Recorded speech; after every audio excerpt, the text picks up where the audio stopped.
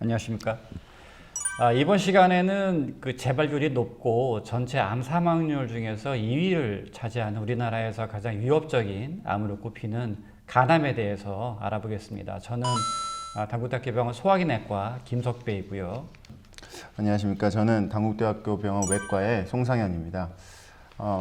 이번 시간의 진행은 간암에 대하여 여러분이 궁금해하실 내용을 질문과 답변을 통해서 알아보도록 하겠습니다. 자, 그럼 제가 먼저 하도록 하겠습니다. 그러면 우리나라 간암 환자 통계는 어떻게 되나요? 우리나라에서 2017년 1년 동안 발견된 간암 건수가 6만 8천 건 정도가 됩니다. 6만 8천 건이라는 것은 전체 우리나라 암 중에서 한 3.6%를 차지하고 있어서 한 7번째로 많다고 할 수 있습니다.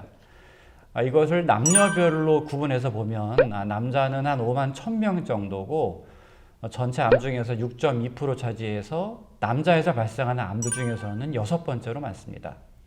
여자는 한 17,000명 정도가 1년에 발생하는 간암이고 전체 여자 암 중에서 한 1.6%를 차지해서 여자에서 발생하는 암들 중에서 한 9번째로 많습니다. 숫자만 보면 남자가 여자보다 약 4배 정도 많아서 남자에 주로 발생하는 암이라는 것을 알 수가 있습니다. 자, 그러면 간암은 주로 누구에게서 발생하나요? 그 고위험군에서 주로 발생한다고 할 수가 있습니다. 물론 정상간에서도 간암이 발생할 수 있지만 그 빈도는 매우 낮습니다. 간암의 고위험군은 크게 3가지입니다. 만성 B형 간염, 만성 C형 간염, 간경화 이렇게 3가지인데 그거 외에도 뭐 음주, 술을 많이 먹으면은 간암이 걸리지 않냐, 뚱뚱하면은 뭐 간암이 걸리지 않냐 이런 말이 있는데 음주나 비만도가 심해서 간 수치를 상승을 시키고 이것이 오랫동안 지속이 된 다음에 간경화로 발전해야지 거기서 간암이 발생하기 쉽습니다. 위에서 말씀드린 만성 B형 간염, 만성 C형 간염, 그 다음에 간경화 이것이 고위험군이고 주로 이것이 있는 환자들에서 간암은 주로 발생한다고 할 수가 있습니다. 그러면 뭐 위암이나 대장암 같은 경우에는 어떤 다른 전조 증상 같은 것들이 있는데 간암도 특별히 전조 증상 같은 것들이 있나요? 간암은 전조 증상이 거의 없습니다.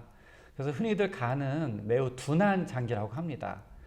그 간암이 어느 정도 크기 전까지는 증상이 거의 없습니다. 그래서 증상이 발생한 다음에 그때서야 검사를 받는 분들은 대부분 간암 말기로 오시는 분들이 많습니다. 이렇게 간암은 전조 증상이 거의 없기 때문에 그래서 정기 검사가 매우 중요합니다. 보통 6개월에 한 번씩 초음파와 혈액 검사를 하실 것을 저희가 권고하고 있습니다. 최근에는 국가에서 위에서 말씀드린 3가지 고위험군, 만성 B형 간염, 만성 C형 간염, 간경화 환자들에게 무료로 6개월에 한 번씩 초음파와 혈액 검사를 시행해주고 있습니다. 그래서 이거를 아시고 정기 검사를 꼭 받으실 것을 저희가 권고하고 있습니다. 자, 우리나라 그 전체 암 환자의 5년 생존율을 보면 70.4% 정도로 이제 평균이 잡혀 있는데 간암의 5년 생존율이 35.6%이던데 이게 치료가 어려운가요? 그 간암의 생존율이 낮은 이유는 한 3가지 정도로 말씀드릴 수가 있습니다. 첫 번째는 좀 전에 말씀드린 대로 간암은 전조 증상이 별로 없습니다. 그래서 정기검진이 매우 중요하다고 아까 말씀드린 거고요. 두 번째는 그 암이 발생했을 때 위암이나 뭐 대장암, 유방암 뭐 이런 대부분의 종류의 암들은 그 장기를 다 제거해주면은 완치 가능성이 매우 올라가지만 간은 그 장기를 전부 제거하면 우리가 살 수가 없습니다. 즉 간은 대체가 안 되기 때문에 간을 전체를 다 제거를 못하기 때문에 그것도 그 생존율이 낮은 그 한 가지 원인이라고 할 수가 있습니다. 그래서 간을 전부 제거하기 위해서는 간 이식을 해야 되는데 쉽지가 않습니다. 간을 구하기도 쉽지가 않고 비용도 만만치가 않고 그래서 간은 전체를 제거할 수 없기 때문에 그래서 생존율이 낮은 2번째 이유이고요.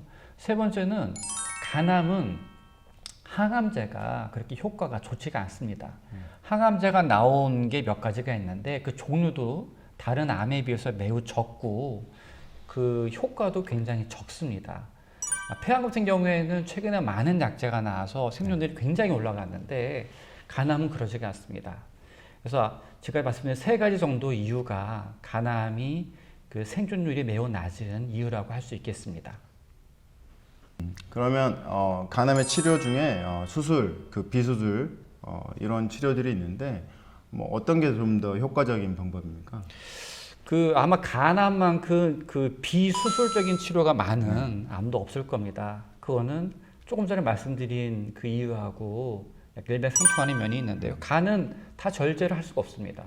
만일에 다 절제를 할 수 있으면은 아마 이런 비수술적인 치료, 여기서 말하는 비수술적인 치료는 뭐 색전술이라든가 아니면은 뭐 레이저요법 같은 고주파 치료 그런 걸 말씀드리는 건데 그런 거를 개발할 이유가 없었겠죠. 다 절개를 할 수 다 제거를 할 수 있었으면은 그게 안 되기 때문에 여러 가지 비수술적인 치료 방법이 나온 것입니다. 그럼 수술과 비수술적인 치료 뭐가 좋으냐? 제거만 할 수 있으면은 확실하게 제거해 주는 것이 훨씬 효과가 좋습니다. 그러니까 수술로 그 부위를 제거할 수 있으면은 그게 제일 좋은 방법이라고 할 수가 있고 그 간암의 위치, 개수, 환자의 나이, 환자의 뭐 여러 가지 전이 상태를 고려했을 때 수술이 안 될 때 그 외에 이제 여러 가지 비수술적인 치료 방법을 그 생각해 볼 수 있습니다. 그래서 그런 거는 어떤 방법을 택할지는 그 전문가하고 꼭 상의하셔서 선택하는 것이 바람직하다고 할 수 있겠습니다. 간 건강 보조제가 있잖아요. 네. 뭐 양약, 생약 뭐 이런 것들이 있는데 많죠. 예. 이런 것은 허가된 것을 먹으면은 다 도움이 됩니까? 간만큼 그런 약재가 많이 나와 있는 것도 없을 겁니다. 굳이 뭐 간암이 있거나 간에 질환이 없어도 여러 가지 간을 위해서 뭐 한약이든 뭐 양약이든 생약을 드시는 분들이 많은데 결론적으로 그것이 정말 좋다라고 입증된 것은 아무것도 없습니다. 제가 이제 늘 환자분들한테 하는 얘기가 그게 정말 효과 있으면은 벌써 약으로 나왔다. 제약회사, 그 많은 제약회사가 왜 그 정보를 모르겠냐. 하지만 약으로 안 나오는 이유는 효과가 떨어지고 독성이 많기 때문입니다. 독성 얘기가 나와서 말씀드리는데 그러한 약제들, 입증되지 않은 약제들 여러 가지 한 번에 동시에 먹고서 독성 감염 때문에 입원하신 분들이 많이 있고 특히 우리나라가 많은 것 같아요. 그것 때문에 목숨을 잃은 분도 있어요.